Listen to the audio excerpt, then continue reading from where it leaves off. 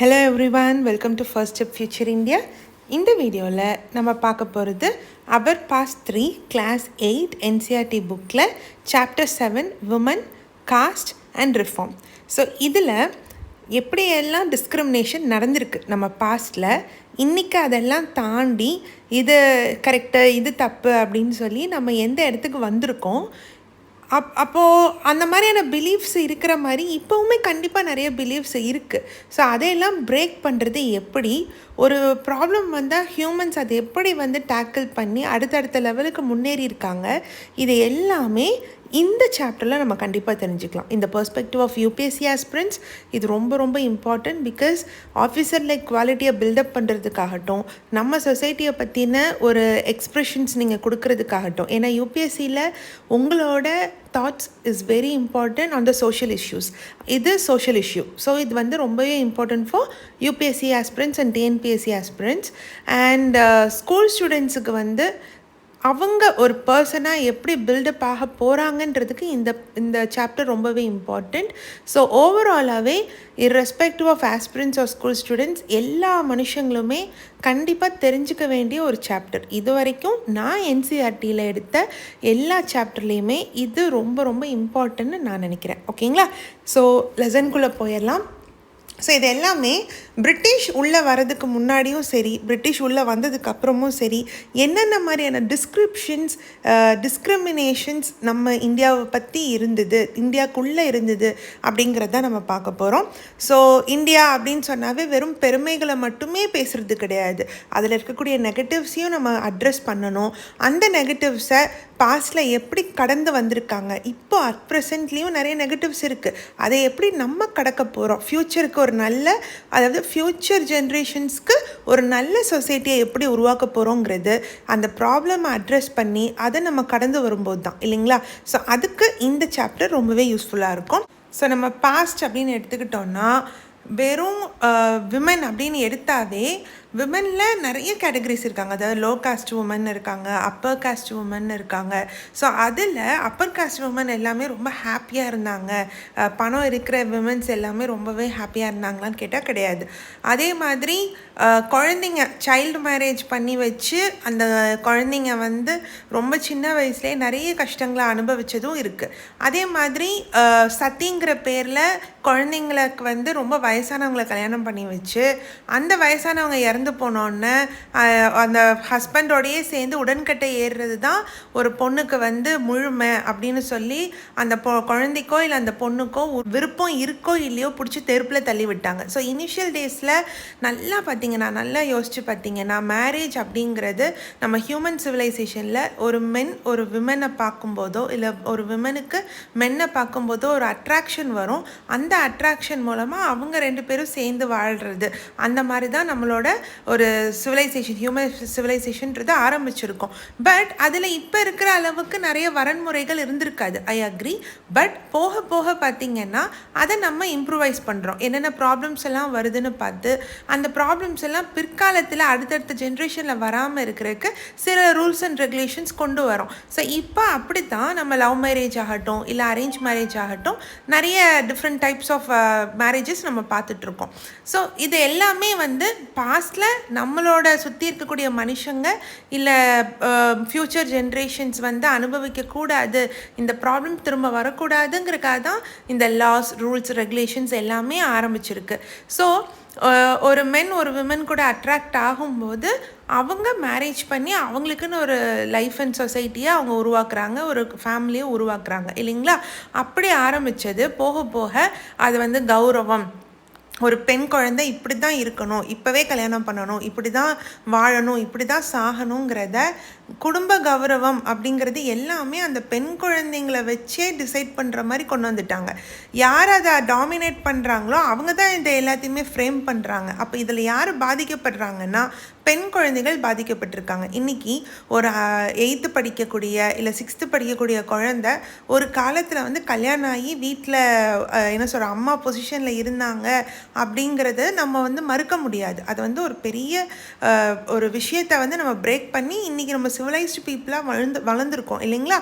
அப்போது அதெல்லாம் இருந்திருக்குங்கிறதுக்கான சான்று தான் இதெல்லாம். ஸோ சத்திங்கிற பேரில் பெண்களை வந்து அவங்க ஹஸ்பண்ட் இறக்கும் போதே தூக்கி போடுறது நெருப்பில், அதே மாதிரி ரொம்ப சின்ன குழந்தைக்கே கல்யாணம் பண்ணி வைக்கிறது, அதே மாதிரி ஒரு வேளை அந்த குழந்தை நான் இல்லை நான் சாக மாட்டேன் அப்படின்னு சொல்லி சத்தி அபாலிஷ்க்கு அப்புறம் இருக்காங்க, இல்லை ஒரு பெண் இருக்காங்கன்னா அவங்களுக்கு மொட்டையடித்து அவங்க ரொம்ப அவமானப்படுத்தி ஒரு ஓரமாக அவங்க வந்து தீண்டத்தகாத பார்க்கவே கூடாத ஒரு பர்சன் மாதிரி அவங்க லைஃப் பூரா வாழ வைக்கிறது, இந்த மாதிரி நிறைய கொடுமைகளை அனுபவிச்சிருக்காங்க. இதில் ஹைலைட் என்னென்னா, ஆண்களை விட ஒரு பெண்ணுக்கு இன்னொரு பெண் தான் இது எல்லாத்தையுமே நீ ஃபாலோ பண்ணணும், செஞ்சு தான் ஆகணும், நீ செஞ்சாதான் அது கௌரவம், அதுதான் நம்ம ஃபேமிலிக்கு வேணும்னு புஷ் பண்ணியிருக்காங்க. ஸோ இது எல்லாமே நம்ம வந்து அட்ரஸ் பண்ணி இனி ஃப்யூச்சரில் அதை ஃபாலோ பண்ணவே கூடாது, அதை வந்து கொண்டு வரவே கூடாது அப்படிங்கிறத மைண்டில் வச்சுக்க வேண்டிய விஷயங்கள். ஓகேங்களா? ஸோ அந்த மாதிரி விமென்ஸ் என்னென்ன ப்ராப்ளம்ஸ்லாம் ஃபேஸ் பண்ணாங்கன்றது இந்த பேஜில் சொல்லியிருப்பாங்க. அதுக்கு அப்புறம் இன்னொரு செகண்ட் பெரிய ப்ராப்ளம் என்னென்னா காஸ்ட்டு. ஸோ காஸ்ட்டுங்கிறது உங்களுக்கு நான் பழைய வீடியோஸ்லேயே சொல்லியிருப்பேன். ஒரு கம்யூனிட்டி கரெக்டாக ஒர்க் பண்ணுறதுக்கு ஒருத்தர் ஒரு ரோல் கண்டிப்பாக எடுத்தாகணும். ஒரு ஃபேமிலியில் எப்படி அம்மா அப்பா குழந்தைங்கன்னு இருக்காங்களோ, அப்பா அம்மா 2 பேருமே வேலைக்கு போகிறாங்க, வீட்டை பார்க்குறாங்க, வீட்டோட சோர்ஸு எக்ஸ்பென்சஸ்ஸு நல்லது கெட்டதுன்னு டெசிஷன்ஸ் எடுக்கிறாங்கன்னா, அங்கே குழந்தைங்க நல்லா படிக்கிறது, அம்மா அப்பாவை சப்போர்ட் பண்ணுறது அப்படின்னு அவங்களுக்கும் சில ரோல்ஸ் இருக்குது. ஸோ ஒரு குடும்பத்தில் எப்படி ஒருத்தருக்கும் ஒரு ரோல் இருக்கோ, அவங்க வேலையை கரெக்டாக பண்ணும்போது ஃபேமிலி ஸ்மூத்தாக ரன் ஆகுமோ, அந்த மாதிரி ஒரு கம்யூனிட்டி ஆஃப் பீப்புள் வாழணும்னா அவங்களுக்கும் சில ரோல்ஸ் எல்லாம் கரெக்டாக ஒர்க் அவுட் ஆகணும். அப்போ மட்டும்தான் அந்த கம்யூனிட்டி ரொம்ப சேஃபாக செக்யூராக ஸ்மூத்தாக ரன் ஆகும். அப்படி கிங்கு, அவங்களுக்கு அட்வைஸ் பண்ணுறவங்க, அப்புறம் ஹண்டர்ஸு, கேதரர்ஸு, சமைக்கிறவங்க, ஃபேமிலியை பார்க்குறவங்க, அதே மாதிரி துணி துவைக்கிறவங்க, சமையல் பொருட்களை வந்து சேகரித்து வைக்கிறவங்க, அந்த மாதிரி ஒரு கம்யூனிட்டியில் என்னென்ன ஒர்க்ஸ் இருக்கோ அதுக்கு ஒருத்தரை அலாட் பண்ணுறாங்க. அந்த அலாட் பண்ணுறவங்களோட ஃபேமிலி அந்த வேலையவே செய்கிறாங்க. ஸோ இது தான் கொஞ்சம் கொஞ்சமாக மருவி காஸ்ட்டுன்னு மாறி இருக்கு. ஸோ எதுக்காக அவங்க ஃபேமிலியே அந்த வேலையை செய்கிறாங்கன்னா, அவங்களோட அம்மா இல்லைன்னா அப்பா அந்த வேலையை செய்கிறத பார்த்து வளர்கிற குழந்தைங்களுக்கு அந்த வேலையை கற்றுக் கொடுக்கணுன்னு அவசியமே இல்லை, அவங்களுக்கு பை நேச்சராகவே அந்த வேலை வரும். அப்போது ஒரு வேளை அவங்க அம்மா அப்பா இல்லைன்னாலும் அந்த வேலை நடக்காமல் அவங்க ஃபேமிலி மெம்பர்ஸே அதை எடுத்து நடத்துவாங்க. ஸோ ஸ்மூத்தாக அந்த கம்யூனிட்டி ரன் ஆகிறதுக்காக தான் அந்த காஸ்ட்டுன்னு ஒரு விஷயத்தை வந்து உருவாக்கி அதை நம்ம ஃபாலோ பண்ணிகிட்டே வந்தோம். பட் நாட்கள் போக போக என்னாச்சுன்னா, அந்த காஸ்ட்டுங்கிற விஷயம் இந்த வேலை செய்கிறவன் உயர்ந்தவன், இந்த வேலை செய்கிறவன் தாழ்ந்தவன் சொல்லி அதை பிரித்து அதில் அன்டச்சபிள்ஸு, ரொம்ப உயர்ந்த ஜாதி, மிடிலாக இருக்கக்கூடிய ஜாதி, கீழ் ஜாதி, இப்படிலாம் பிரித்து அதுதான் இப்போ ஒரு பெரிய பூதமாக வந்து நிற்கிது இல்லைங்களா? ஸோ நல்ல விஷயத்துக்காக ஆரம்பித்த ஒரு காஸ்ட்டு நம்ம ரொம்பவே அப்யூஸ் பண்ணி ரொம்பவே சுயநலத்தோடு கொண்டு வந்து இன்றைக்கி நிறைய அதனால் கெட்ட கெட்ட விஷயங்கள் எல்லாமே நம்ம சொசைட்டியில் நியூஸ் பேப்பரில் பார்த்துட்டு தான் இருக்கோம். ஸோ அதோட ஸ்டார்டிங்காக இதை சொல்கிறாங்க. நெக்ஸ்ட்டு வந்து பார்த்திங்கன்னா, இந்த சேஞ்சஸ் எல்லாமே பிரிட்டிஷ் எப்படி பார்த்தாங்க, நம்ம இந்தியன்ஸு சில பிரிட்டிஷர்ஸோடு சேர்ந்து இதை எல்லாத்தையுமே அபாலிஷ் பண்ணியிருக்காங்க. ஸோ அதை எப்படி அபாலிஷ் பண்ணாங்க, ரொம்ப ஈஸியாக இருந்தது அவங்க அதை பண்ணுறதுக்கு அப்படிங்கிறதெல்லாம் இதில் கொடுத்துருக்காங்க. ஓகேங்களா? நெக்ஸ்ட்டு இந்த சேஞ்சஸ், அதாவது நிறைய போராட்டங்கள் நடந்து நிறைய ப்ராப்ளம்ஸ் எல்லாம் ஃபேஸ் பண்ணி தான் இந்த சேஞ்சஸ் நம்ம சொசைட்டியில் வந்திருக்கு. இன்றைக்கி நம்ம என்னவா வாழ்ந்துட்டுருக்கோமோ அது எல்லாத்துக்கும் நம்ம நன்றி கடனோடு இருக்க வேண்டியது இந்த பர்சன்ஸுக்கு தான். ஸோ அவங்க என்னெல்லாம் பண்ணாங்க, என்னென்ன மாதிரியான போராட்டங்களை அவங்க கையில் எடுத்தாங்க, இன்றைக்கி நம்மளுக்கு ஒரு ப்ராப்ளம் வருதுன்னா கூட இதை எல்லாத்தையும் ரெஃபரன்ஸாக வச்சு நம்மளோட ப்ராப்ளம்ஸை ஃபேஸ் பண்ணலாம் அப்படிங்கிற ஒரு வழிகாட்டியாக இந்த சாப்டர் இருக்குது. ஓகேங்களா? அது எல்லாத்தையும் இந்த பேஜில் சொல்லியிருப்பாங்க.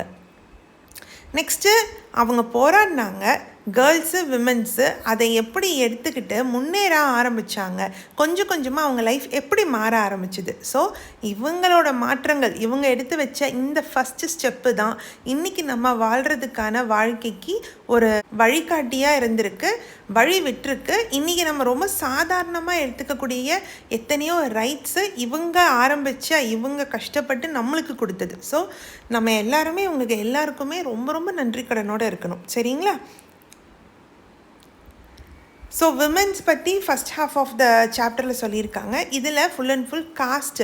ஸோ காஸ்ட் எப்படிலாம் ஃபாலோ பண்ணாங்க, அதனால மக்கள் எவ்வளோ துன்புற்றாங்க, அதுக்கப்புறம் அதை எப்படிலாம் ரிஃபார்ம் பண்ணாங்க, அதாவது சரி பண்ணுறாங்க, மாற்றினாங்க, அது மாறுறதுக்கு என்ன மாதிரியான சேஞ்சஸ்லாம் நடந்தது எல்லாத்தையுமே இதில் சொல்லியிருக்காங்க. ஸோ விமன் ஆகட்டும் இல்லை இந்த காஸ்ட் ப்ராப்ளம் ஆகட்டும், எல்லாருமே எதுக்காக இவ்வளோ கஷ்டப்படுறாங்கன்னா மெயினாக செல்ஃப் ரெஸ்பெக்ட்.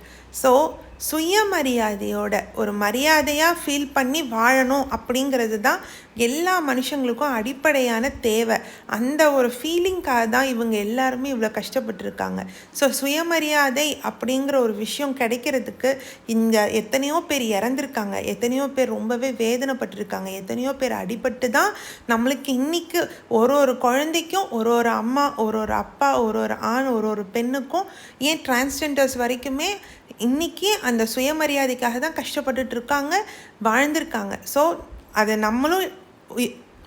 நம்மளும் உணர்ந்து வாழணும், மற்றவங்களுக்கும் அதை கொடுக்கணுங்கிறது நான் இந்த சாப்டர்லேருந்து சொல்ல விரும்புகிறேன். நெக்ஸ்ட்டு யார் யார் என்னென்ன மாதிரியான இம்பார்ட்டண்ட் பர்சனாலிட்டிஸ் எந்தெந்த ஊரில் இருந்து இந்த காசஸ்க்காக எல்லாம் கஷ்டப்பட்டாங்க, அவங்க எப்படி இதை எல்லாத்தையுமே பாசிபிளாக மாற்றினாங்கன்றத ஒன்று ஒன்றா சொல்லியிருக்காங்க. சரிங்களா? ஸோ இதுதான் இந்த சாப்டர். இதை நான் ஓவராலாகவே உங்களுக்கு ரிட்டன் நோட்ஸில் ரொம்பவே டீட்டெயில்டாக நான் சொல்லியிருக்கேன். ஓகேவா? அது போக வேறு ஏதாவது இருக்குனாலும் நம்ம பின்னாடி பார்த்துக்கலாம். So this is part 1 video. So இந்த பிடிஎஃப் வந்து நான் டெலகிராம் குரூப்பில் ஆல்ரெடி ஷேர் பண்ணிட்டேன். டெலகிராம் குரூப்போட லிங்க்கு டிஸ்கிரிப்ஷன் பாக்ஸ்லேயும் கொடுத்துருக்கேன். உங்களை நான் ரிக்வெஸ்ட் பண்ணுறது என்னென்னா, இதில் இருக்கக்கூடிய பிக்சர்ஸ் எல்லாம் நல்லாவே ஸ்டடி பண்ணுங்கள். ஒரு ஒரு பிக்சர்ஸையுமே ரொம்பவே நல்லா ஸ்டடி பண்ணுங்கள். ஸோ ஒரு இறந்து போன மனுஷனை அங்கே விமனை பிடிச்சி அவங்க தள்ளி விடுறாங்க பார்த்தீங்களா, இவங்க தான். ஸோ இதுதான் சதி. ஓகேவா?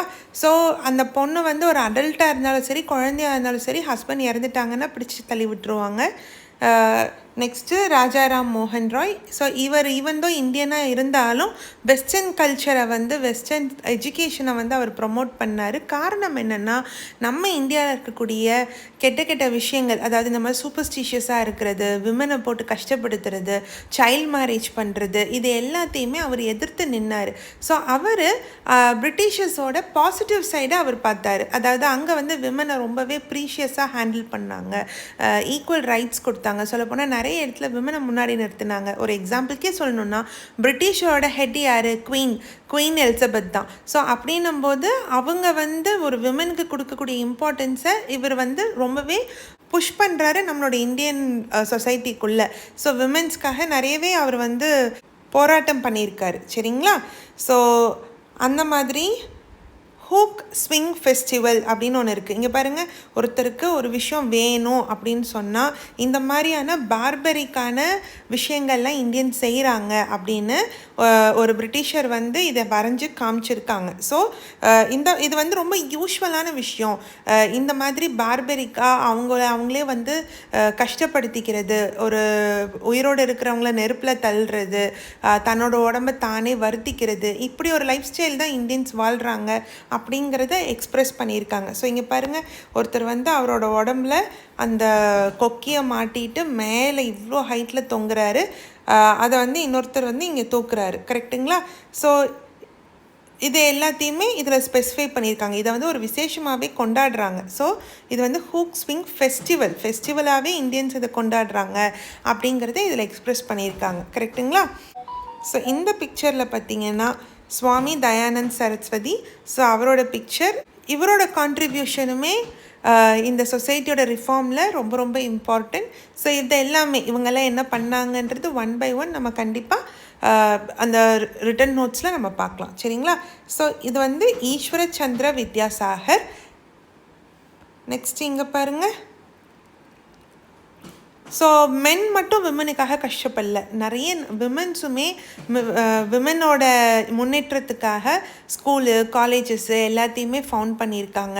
இதுதான் இப்படி தான் அப்படின்னு சொல்லி அவங்களுமே போராடி இருக்காங்க. புக்ஸ் எழுதியிருக்காங்க, மேகசின்ஸ் எழுதியிருக்காங்க, நாவல்ஸ் எழுதியிருக்காங்க.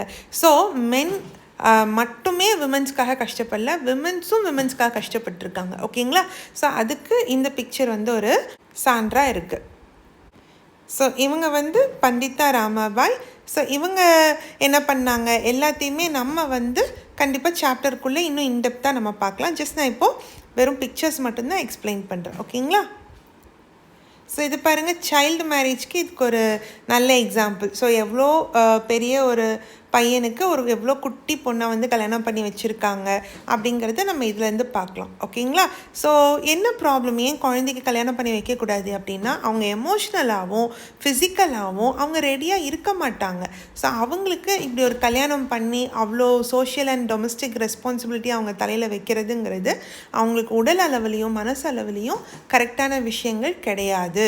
அதைத்தான் நம்ம என்ன பண்ணியிருக்கோம், இனிஷியலாக இந்த மாதிரி சைல்டு மேரேஜ் பண்ணக்கூடாது அப்படின்னு ஃபஸ்ட்டு அபாலிஷ் பண்ணியிருக்கோம். நெக்ஸ்ட்டு ஒரு ஏஜ், அதாவது பையனுக்கு 18 ஏஜ், விமனுக்கு 16 ஏஜ் இல்லாமல் கல்யாணம் பண்ணக்கூடாதுன்னு ஃபஸ்ட்டு கொண்டு வந்தோம். இப்போது அட் ப்ரெசென்ட்டில் பார்த்திங்கன்னா ஒரு பையனா 21 இயர் இல்லாமல் கல்யாணம் பண்ணக்கூடாது, ஒரு பொண்ணா 18 வயசு இல்லாமல் கல்யாணம் பண்ணக்கூடாது அப்படிங்கிறது தான் இப்போ நம்ம ஃபாலோ பண்ணிகிட்ருக்கோம். ஸோ இது குழந்தைங்களுக்காக நான் சொன்னது. ஓகேங்களா? நெக்ஸ்ட்டு வந்து கூலிஷிப். ஸோ ஒரு சொசைட்டியில் ஒரு மனுஷன் வாழ்கிறான் அப்படின்னா ரொம்ப நாளாக அந்த காஸ்ட் அப்ரெஷன் எல்லாத்தையுமே அவன் ஃபேஸ் பண்ணி அவன் ரொம்ப வெறுத்து போயிடுறான். இப்படி ஒரு லைஃபா, இது ஒரு வாழ்க்கையா, இப்படி வாழ்கிறதுக்கு எதுக்கு தான் வாழணும் அப்படின்னு இருக்கும்போது இந்த மாதிரி ஷிப்பில் வேற ஒரு இடத்துல வேலை இருக்குது, நீ அங்கே வந்து தங்கி அங்கே வேலை பார்க்கணும், மாதம் இவ்வளோ பணம் கொடுத்துருவாங்கன்னு சொல்லும்போது அந்த காஸ்ட் அப்ரெஷனை வந்து தாங்க முடியாமையும் பணத்துக்காகவும் அவங்க வந்து வேற ஒரு ஊருக்கு போய் அங்கே வந்து உழைச்சி காசு சம்பாதிக்கிறாங்க. And at the same time இங்கத்தை விடவே அங்கே அவங்களுக்கு கொஞ்சம் காசும் கூடையாக கிடைக்கிற மாதிரி இருக்குது. பட் அந்த லைஃப் ஸ்டைல் வந்து அவ்வளோ ஹெல்த்தியான லைஃப் ஸ்டைல் கிடையாது. இந்த மாதிரி ஊரை விட்டு ஊர் போய் அங்கே இருக்கிற ஒரு என்ன கிடைக்குதோ அதான் சாப்பிட்ணும், எங்கே தூங்கணுமோ அங்கே தான் தூங்கணும், லக்ஸுரியாலாம் இருக்காது. பட் அந்த காஸ்ட் அப்ரெஷனை விட இது எவ்வளோ பெட்டர் அப்படிங்கிற மாதிரி அவங்க அந்த லைஃப்பை சூஸ் பண்ணி போயிருக்காங்க. ஸோ மொரீஷியஸ்க்கு இந்த மாதிரி கப்பலில் கொத்தாக மனுஷங்களை இங்கேருந்து அங்கே லேபர் ஷிஃப்ட் பண்ணியிருக்காங்க.